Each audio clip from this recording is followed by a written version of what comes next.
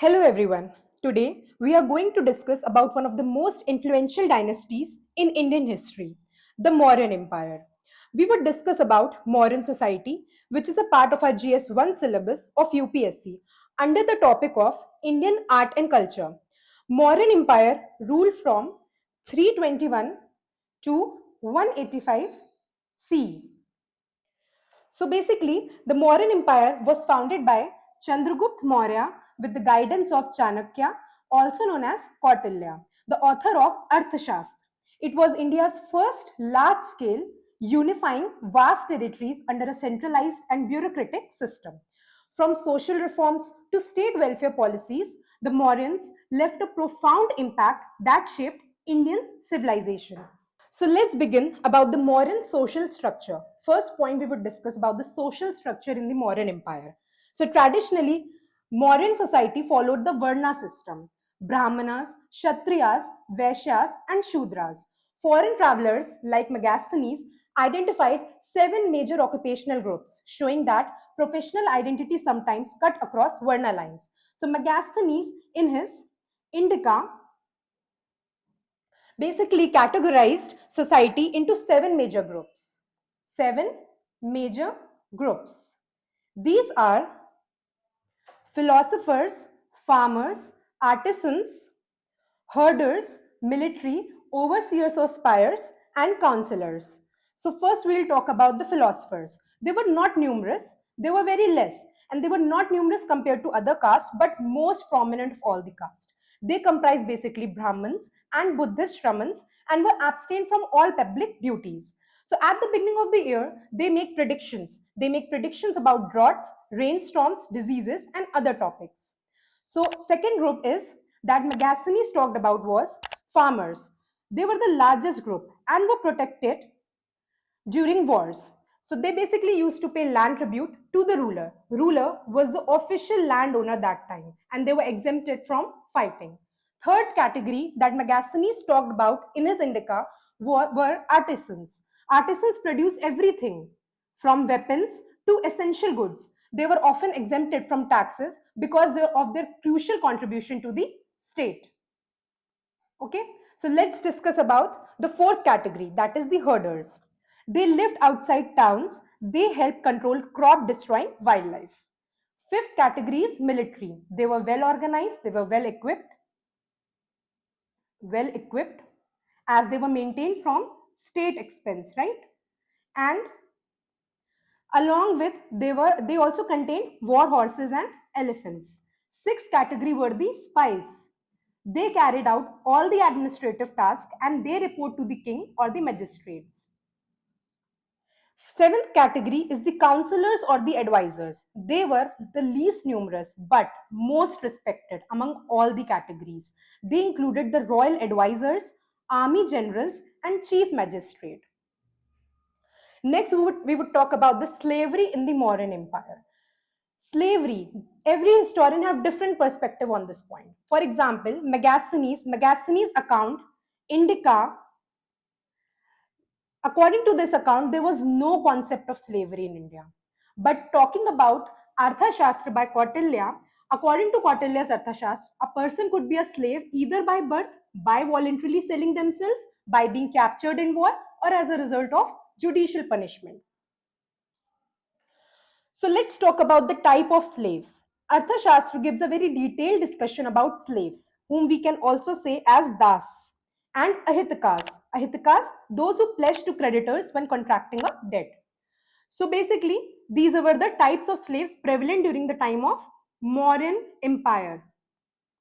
And if we talk about Ashoka's time in the Mauryan dynasty, his time, basically, despite all these variations, the Mauryan state under Ashoka showed compassion. Major Rock Edict 5.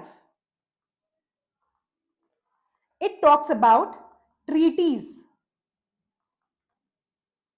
of slave rights.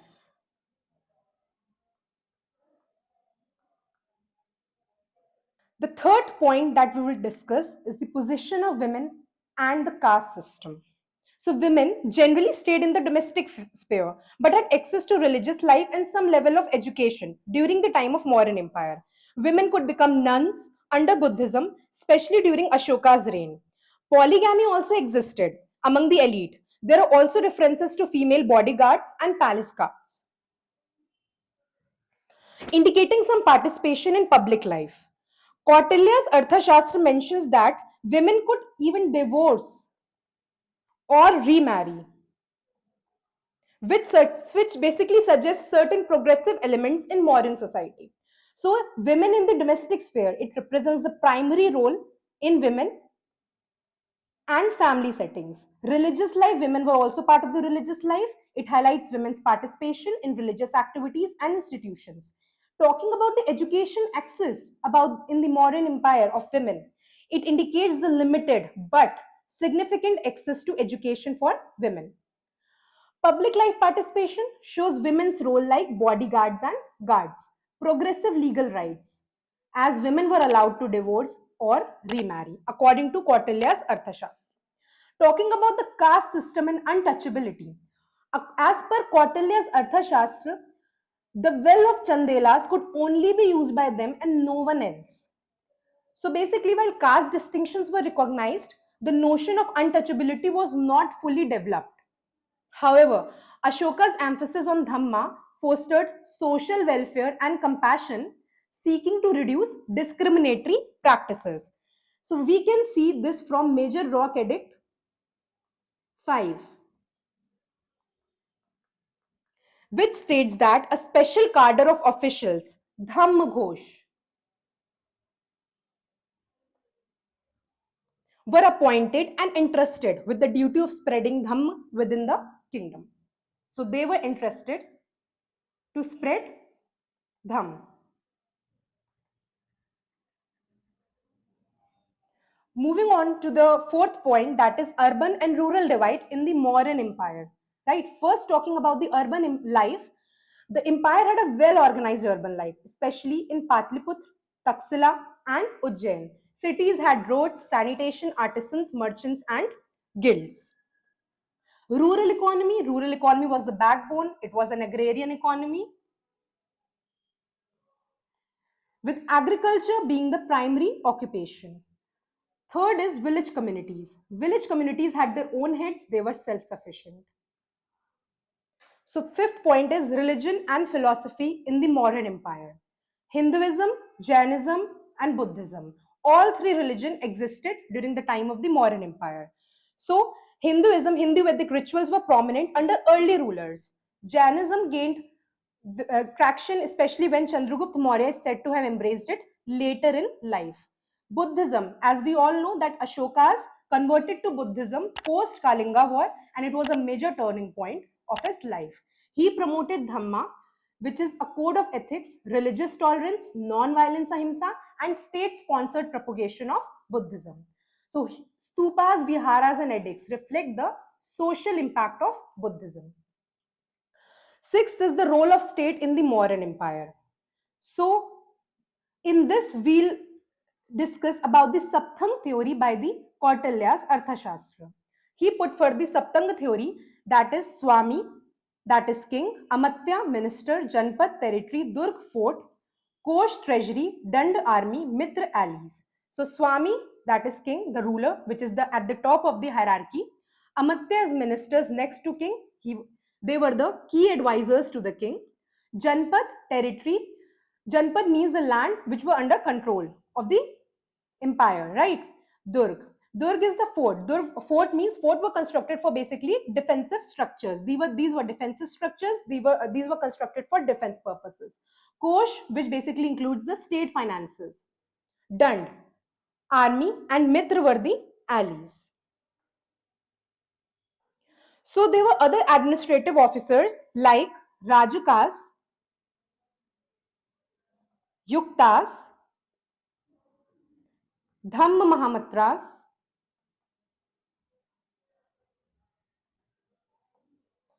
Pradeshikas, who basically they all carried out welfare measures such as building of wells, planting trees, setting up of rest houses, etc. Also, they look after the medical facilities as well. So let's discuss about the next point, agrarian society. Mauryan society, as we have discussed before, is an agrarian society, was an agrarian society.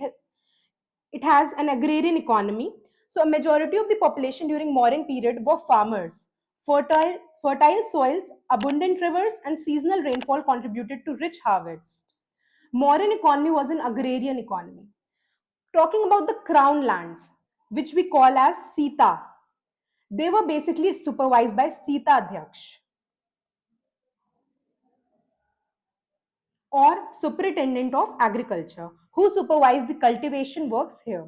Agriculture in other areas of the Mauryan state known as Janpat territories was in all probability carried out so, was in all probability carried on privately. Third point is settlement process. The settlement of permanent villages was recognized in Kautilya's Arthashastra as a method for expanding the agrarian economy. These settlements ensured a sound and stable resource base for the state to extract taxes, and land tax formed the bulk of it. So this process of settlement was called Janpad Nivesh. Fourth is land revenue. Mauryan rule constitutes a landmark in the history of improvement in the system of taxation in ancient India. Officers were known as Samharta, who basically collected revenue and oversaw expenditures. Sanidhata, officers in charge of treasury and store. Bhag was the land tax that time, which was 1/4 of the produce paid by the peasants. 1/4. So the peasants paid a tax called Pindkar, paid by husbandmen, which was assessed on groups of villages. Other taxes were Bali and Hiranya. These two taxes were paid in cash. Hiranya was paid in cash. So next we'll move on to education in the Mauryan Empire. So centers like Takshila and Nalanda later emerged as early hubs of learning. Vedic literature, Upanishads, Arthashastra, and Buddhist scriptures were prevalent. Learning was mostly confined to upper Varnas, though Buddhist monasteries provided wider access. So here's the picture of Taxila University, Nalanda University. Next, we'll come to art in the Mauryan Empire. So the Mauryans fostered remarkable architecture and artistry seen in Ashokan pillars and inscriptions, stupas at Sanchi and Bharat, rock cut architecture like Barabar caves, polished stone sculptures like the Lion Capital at Sarnath, which later became the India's national emblem.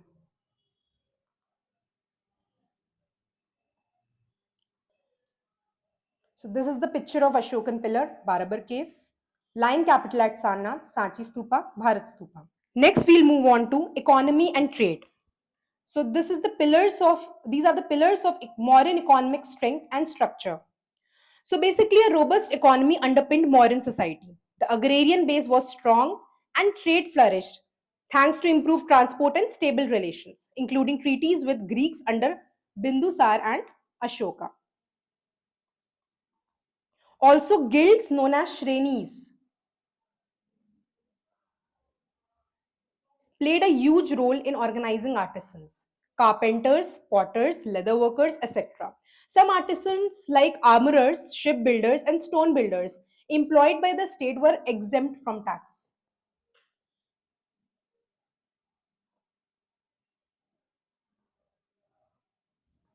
Armorers, shipbuilders, and stone builders, they were exempted from tax because they rendered compulsory labor services to the state. Other artisans who worked for state were taxed, like spinners, weavers, miners. They were taxed. They were taxed and they were not taxed.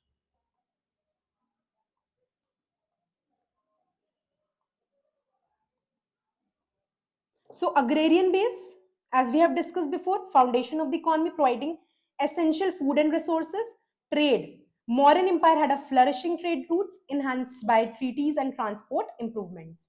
Guilds were organized, artisanship and state related labor shaping economic structure. Moving on to administrative, important administrative officers. There were various administrative officers. First were Panyadhaksh, who basically supervised commerce, fixed the prices of goods. Pottavidhyaksh, Pottavidhyaksh were the superintendents of weights and measures. Shulk Adhyaksh were the superintendents of tolls. Akara Adhyaksh, Akara means mines, they were superintendents of mines. Samstha Adhyaksh looked after the markets and changed the unfair practice of the traders. Now Adhyaksh in charge of waterways and ferry charges. Raj Panya, they were basically looked after different goods produced by the states. They basically looked after different goods produced by the states. So next, we'll move on to economic and cultural flourishment through Mauryan trade networks. There were cultural exchange, economic impact, north-south routes. These routes connected the empire's eastern and western regions, facilitating the movement of goods and peoples. East-west routes, these routes linked India with Central Asia and beyond, laying the groundwork for future trade networks. So, trade routes enabled spread of ideas, religion, culture, for example, spread of Buddhism, during the time of Ashoka, especially. Economic impact, trade routes enriched the empire and they basically spurred urban growth and advancement in manufacturing. So, also, I would like to discuss about trade routes. So, Jatak stories frequently refer to caravan traders. They basically carrying large quantities of goods to different parts of the countries. Also, trade routes, the main trade routes in northern India were along the Ganges River, River Ganga, and the Himalayan foothills. Internal trade was considerably beneficial because river transport improved once the forest around the valleys had been cleared under state initiatives. So the Mauryan Empire was a powerhouse of administrative innovation, cultural synthesis, and social welfare. It blended tradition with reform, promoted pluralistic faiths, Jainism, Buddhism, Hinduism, and laid a solid foundation for future Indian empires. Thanks for watching, and I hope this helped you grasp the complexity of modern society. If you are preparing for competitive exams, remember that questions often revolve around Ashoka's reforms, the Arthashastra administrative concepts, and Megasthenes' account of social life. Drop any questions you have in the comments below. Don't forget to like, share, and subscribe for more historical videos. Until next time, study smart, stay curious, and keep exploring. Thank you.